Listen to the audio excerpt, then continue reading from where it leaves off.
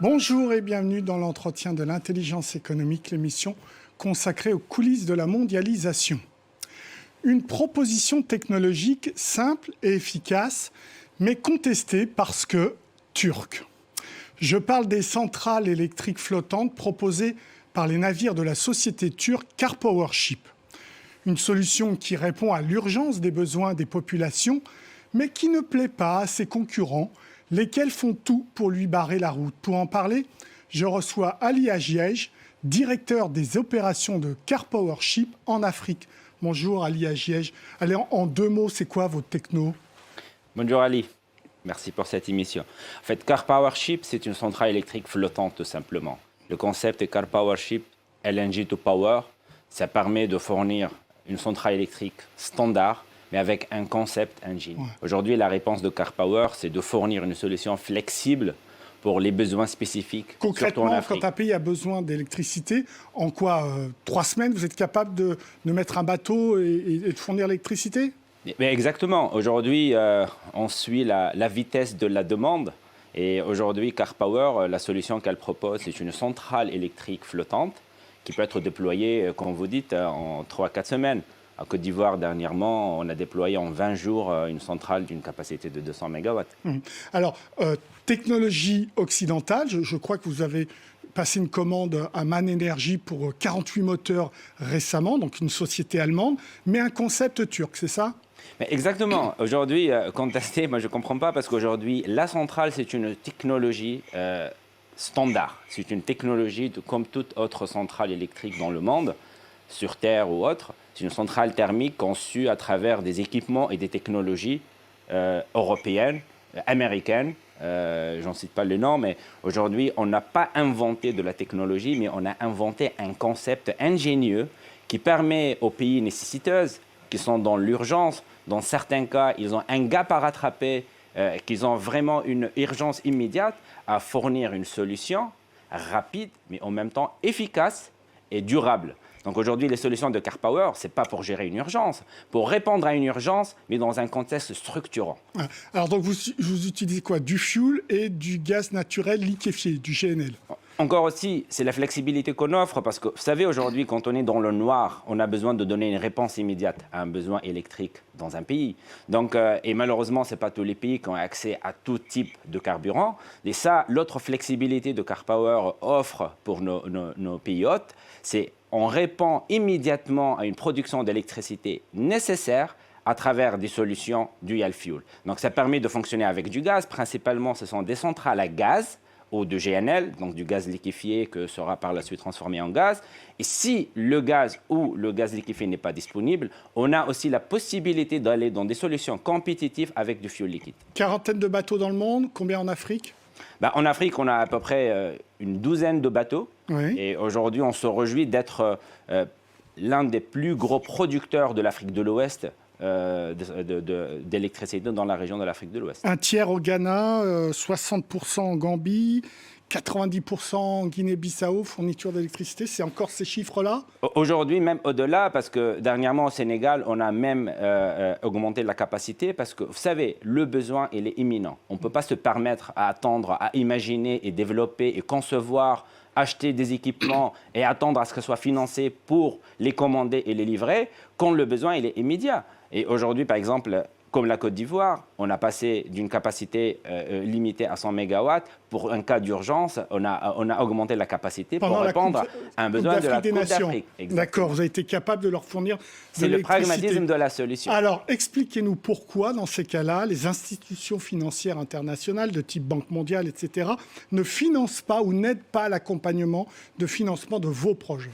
Moi, je dirais aujourd'hui, on n'a pas besoin de financement parce que Karpower fait de l'autofinancement. Mais aujourd'hui, on invite ces institutions qui ont 2 urgences. 1, favoriser le développement, mais aussi mobiliser énormément d'argent pour faire ce développement. Aujourd'hui, Karpower permet de soulager une grosse partie relative à la production, qui est déjà financée par Karpower, pour que des institutions financières comme la Banque mondiale et autres peuvent allouer cet argent pour le développement de l'infrastructure de transport, de distribution, parce que l'enjeu, il n'est pas que de la production. Ouais. Moi, je pense qu'AirPower, aujourd'hui, elle a fait un effort énorme en investissant nous-mêmes notre propre argent pour le permettre à des pays qui sont nécessiteuses d'allouer certains capex, certaines dépenses à d'autres urgences, entre autres l'infrastructure électrique, mais aussi n'oublions pas l'infrastructure sociale, les hôpitaux, l'industrie qui a développé, les routes. Donc aujourd'hui, l'Afrique, je pense, elle en a besoin d'encore 3 zéros en termes de chiffre d'investissement. Pourtant, vos concurrents vous bloquent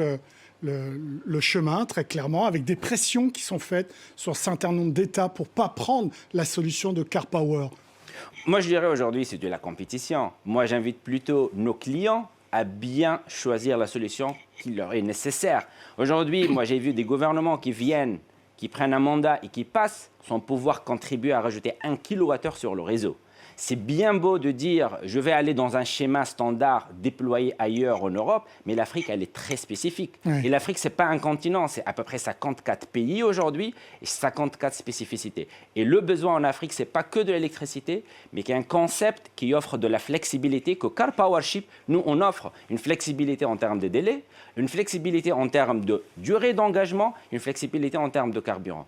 Et aujourd'hui, si on vient un pays africain, on doit le condamner à une solution de 20 et 25 ans, alors que lui, il a une urgence immédiate. Il n'a aucune idée sur son mix énergétique. Et on l'impose une solution de 25 ans. Je pense que ça, c'est une problématique. Nous, CarPower, on offre la solution de 25 ans, mais on offre la flexibilité de pouvoir la déployer immédiatement pour de court terme.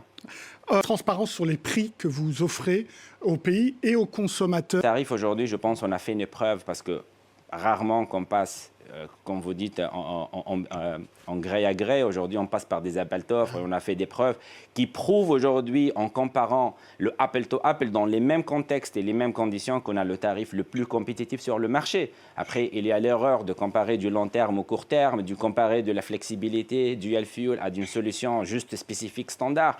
Donc, il y a tout ça, mais il est clair que dans des dépouillements très pointus, comme des pays comme la Côte d'Ivoire, comme Sénégal, quand on va au bout de l'évaluation, aujourd'hui, CarPower, elle a fait ses preuves que c'est la solution la plus efficace et surtout incontestablement compétitive. Donc, est-ce qu'on vous met des bâtons dans les roues parce que vous êtes turc ? Ou est-ce qu'on vous met des bâtons dans les roues parce que vous utilisez, ça c'est un peu ce que j'entends du côté des institutions financières internationales, du GNL et du fuel. Écoutez, je pense aujourd'hui, si les gens essayent de faire quoi que ce soit, c'est que nous, on a fait nos preuves. Et s'il y a de la compétition et s'il y a des gens qui veulent nous arrêter parce qu'on a une solution qui a fait ses preuves, une solution pertinente, à la fin, c'est de la compétition ouverte à tout le monde. Oui, mais est-ce que derrière vous, ce n'est pas la crainte de l'influence turque en Afrique ? En fait, qui grimpe, hein, très clairement. Hein. Encore une fois, ça veut dire quoi, turc ? Comme vous dites, on est dans la mondialisation aujourd'hui. Quand je vois que 80% de la technologie du bateau, c'est un produit européen. Donc, à la fin, est-ce que c'est turc ou c'est européen ?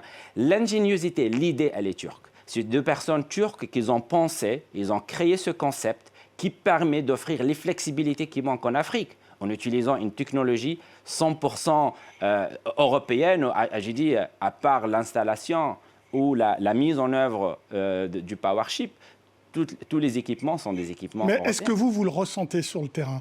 Le Oui. fait de la nationalité turque de cette solution technologique européenne Il y a certaines résistances, bien sûr. Moi, je dirais, vous savez, quand on est là, on essaie de fournir une solution pour un État. Et un État, ce n'est pas une composante, c'est une puzzle. Mais nous, on a un seul message à tous les gouvernements, et c'est ce qui nous permet de passer à la fin, c'est que notre accord, c'est avec le peuple. On est là pour un engagement social, on est là pour une raison. On n'est pas là pour juste faire du business ou fournir de l'électricité, on est là pour soutenir des pays nécessiteux. Moi, je cite l'exemple de Sierra Leone, qu'aujourd'hui, si on n'a pas démarré le bateau, il y avait un hôpital que derrière, les équipements n'ont pas été mis en service à cause d'une problématique d'électricité. Merci beaucoup, Ali Agiège, pour vos réponses. L'entretien de l'intelligence économique est terminé, évidemment. Vous pouvez retrouver cette émission sur france24.com, sur nos réseaux sociaux et sur nos podcasts. Au revoir.